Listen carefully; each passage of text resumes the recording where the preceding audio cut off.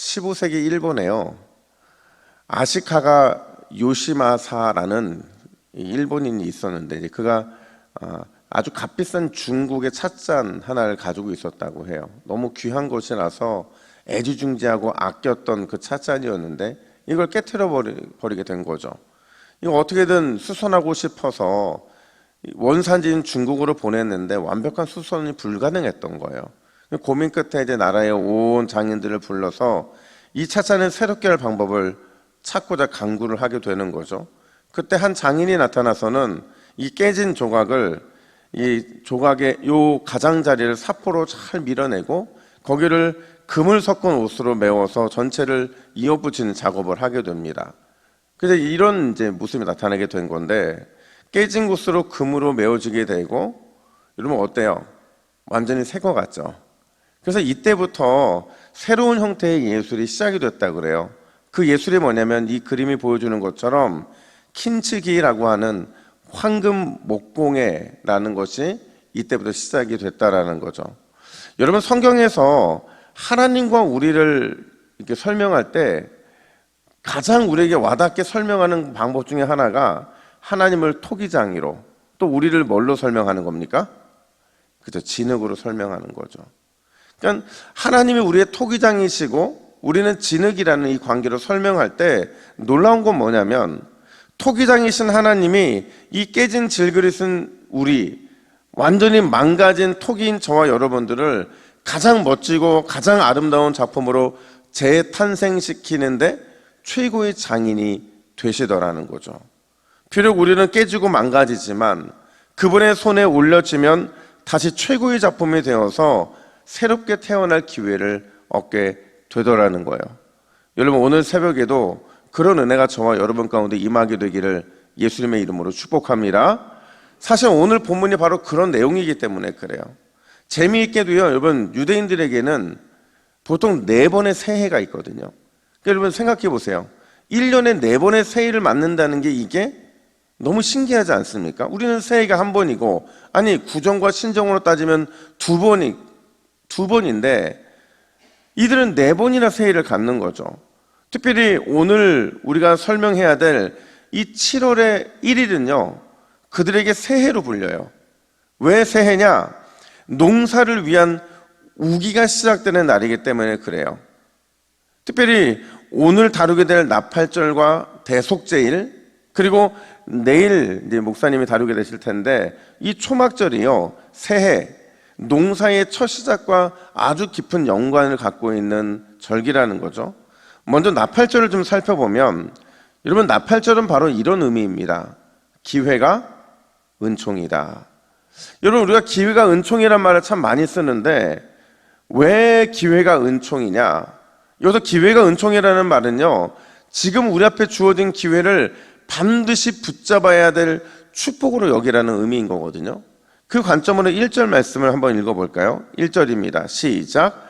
7째 달에 이르러는 그 달 초하루에 성회로 모이고 아무 노동도 하지 말라. 이는 너희가 나팔을 불 날이니라. 아멘. 여러분, 7월 1일이 왜 나팔절일까요? 이날 나팔을 불기 때문에 그런 거죠. 어려운 문제는 아니죠. 사실 나팔을 분다는 건 여러분 전쟁을 알리거나 하나님의 임재를 알리거나 심지어 누군가가 너희를 다스린다고 표현할 때 우리는 나팔을 부는 것들을 보게 되거든요. 근데 오늘 이 나팔절에 부는 나팔은요, 각성의 나팔이에요. 각성의 나팔. 나팔을 불므로 인해서 1월부터 6월까지의 이 반년이 다 지나고 다시 새로운 반년에 그 새로운 기회가 돌아왔음을 알리는 거죠. 그걸 알리면서 더 나아가서 지난 6개월 동안의 신앙을 좀 돌아보라는 거예요. 그리고 다시 주어진 6개월을 하나님만을 섬기며 살아가겠노라는 다짐과 결단을 해야 될 그 시기가 왔음을 알리는 거죠. 그래서 나팔을 부는 거예요. 그래서 이 나팔절에 관련돼서요, 유대인들의 교훈집이라 불리는 이 탈무드에 보면 이 나팔절에 서로 이렇게 권면을 해야 된다고 말하거든요. 뭐라고 권면하느냐? 우리 같이 한번 읽어볼까요? 시작. 잠에 빠져있는 잠꾸러기들아, 잠에서 깨어나라. 정신을 차려라. 너희 행위를 점검하며 하나님께 돌이켜 회개하라. 세월을 허송하는 자여, 영원한 진리를 바라보지 못하는 자여, 너는 창조주를 기억하라. 이게 바로 나팔절에 나팔이 울리는 소리를 들으면서 서로가 서로에게 하는 정신 똑바로 차리라고 하는 그 권면의 말이라는 거죠. 근데 여러분 중요한 게 뭐냐면 아까도 제가 말씀을 드렸어요. 7월 1일은요 절기적으로 봤을 때 그들에게 이 건기에서 우기로 넘어가는 딱 그 시점이거든요. 여러분 우기로 변한다는 게 어떤 의미겠어요? 메말랐던 땅이 하늘로부터 내리는 촉촉한 비로 완전히 새로워지는 거죠. 바로 이때가 기회라는 거예요. 하늘에서 비가 내릴 때 그 기회와 은혜와 축복이 내릴 때 이때를 기회로 삼아야 되는 거죠. 땅에 은혜를 부어주신 하나님께 새로운 마음을 갖기를 구하는 것이고 더 나아가서 그분이 공급해 주시는 더 크고 놀라운 은혜를 구해야 된다는 거예요. 이 은혜의 절개에 대해서 여러분 우리가 너무 잘 알고 있는 이 호세아 선지자 말씀을 이 말씀이 사실은 이 나팔절과 관련된 말씀이거든요. 뭐라고 권면을 하느냐? 호세아 6장 3절 말씀 우리 함께 읽습니다. 시작. 그러므로 우리가 여호와를 알자. 힘써 여호와를 알자. 그의 나타나심은 새벽빛같이 어김없나니 비와 같이 땅을 적시는 늦은 비와 같이 우리에게 임하시리라 하니라. 아멘. 바로 이때가 깨어나야 될 때라는 거죠. 그걸 알라는 거예요. 힘써서 그 시기를 알라는 거죠.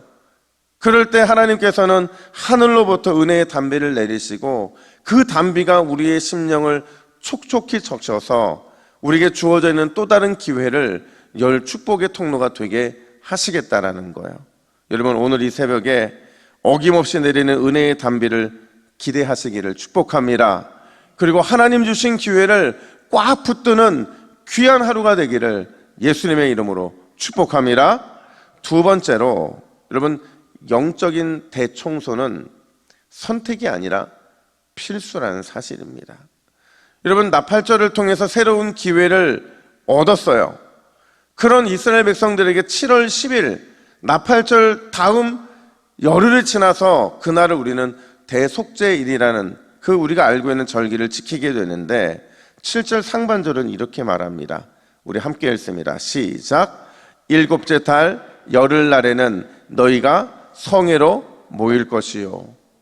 여기서 이 성회 7월 10일 이 성회는 바로 대속죄일이고요.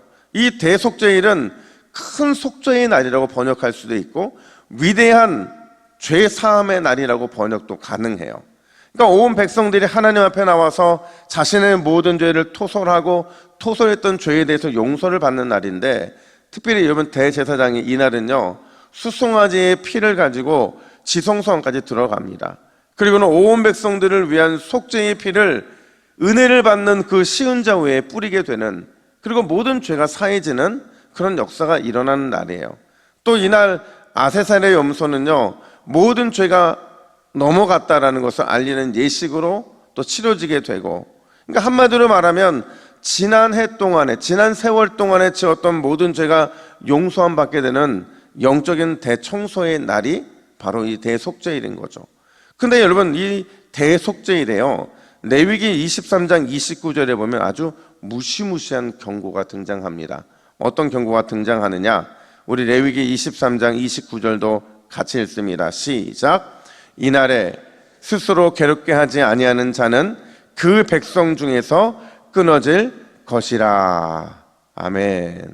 여러분 이날에 스스로 괴롭게 한다는 건 뭐냐면 대속죄일에 죄가 사함받고 있는 그 날에 그 예식에 참여하지 않는 자는 이라는 거거든요. 어떻게 된다고 말을 하죠? 그 백성 중에서 끊어지게 된다.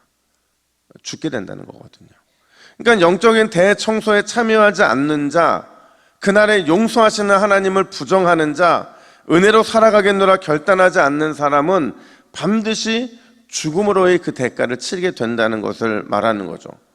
무시무시한 경고죠. 근데 왜 이런 경고가 있느냐?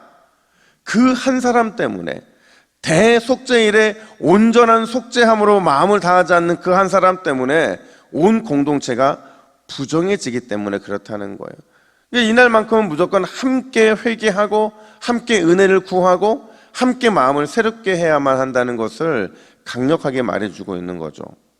제가 여러분 목회를 하면서 나름 세운 계획이 몇 가지가 있는데 그 중에 하나가 뭐냐면 무슨 일이 있어도 반드시 1년에 2번은 상반기와 하반기 사역을 위해서 기도원에 가는 거예요. 사실 여러분 목사도요, 여러분 기도하는 거 별로 안 좋아합니다. 기도한다는 게, 기도원에 들어간다는 게요, 이 세상의 즐거움이나 기쁨들 다 버리고 가는 거거든요. 근데 기도원 가면 특별히 무슨 기도를 하냐면 나를 돌아보고 마음에 있는 상함이나 어그러진 부분들이 없나 살펴보고, 심지어 설교하면서 내 안에 있는 마음들이 악으로 표현되지는 않는지, 어두운 마음들이 표현되고 있지 않는지, 이런 것들을 좀 치유받기 위해 가는 거거든요. 근데 여러분 놀라운 건요, 기도원 가면 보통 뭘 제일 많이 하게 되는 줄 아세요? 뭘 할까요? 회개를 제일 많이 합니다. 그러려고 간 건 아닌데 늘 갈 때마다 드는 생각은 회개를 참 많이 하는 거죠. 하나님 앞에 더욱 신실하지 못했던 것들이나 목회에 더 마음을 쏟지 못했던 것들이나 심지어 누군가에게 상처를 준 게 있으면 그거 회개하는 마음들이 참 많이 크더라는 거죠. 근데 놀라운 건요, 그 회개의 시간을 가지면 가질수록 나는 새로워질 뿐만 아니라 또 나를 통해 이루시는 하나님의 귀한 일들이 교회에 더 많이 쏟아지는 것들을 경험하게 되더라는 거죠. 혹시 여러분 가운데 가정의 여러 가지 문제 때문에 마음이 불편한 분들이 계십니까? 아니면 교회와 또 교회에 속한 많은 공동체들이 있잖아요. 다락방이라든지 전도회라든지 이런 수많은 이런 공동체 때문에 마음이 상한 것들이 있지 않느냐 하는 거죠. 그때가 어떤 시간이냐면 여러분들이 하나님께 엎드려 회개할 시간이라는 거예요. 영적인 대각성, 영적인 대청소가 필요한 시간이라는 거죠. 그 시간을 통해서 하나님은 나를 먼저 회복시키실 거고요, 그리고 내가 속한 공동체, 나의 가정과 내 인생의 문제, 심지어 내가 어떤 문제와 연결되어 있든지 그 모든 뜻들이 하나님의 선한 방법대로 풀어지게 되는 역사를 경험하게 되더라는 거죠. 여러분, 오늘 기회가 된다면 영적인 대청소의 시간을 가지시기를 주님의 이름으로 축복합니다. 그게요, 100개 1000개 나의 소원을 간구하는 것보다 더 큰 능력으로 나타납니다.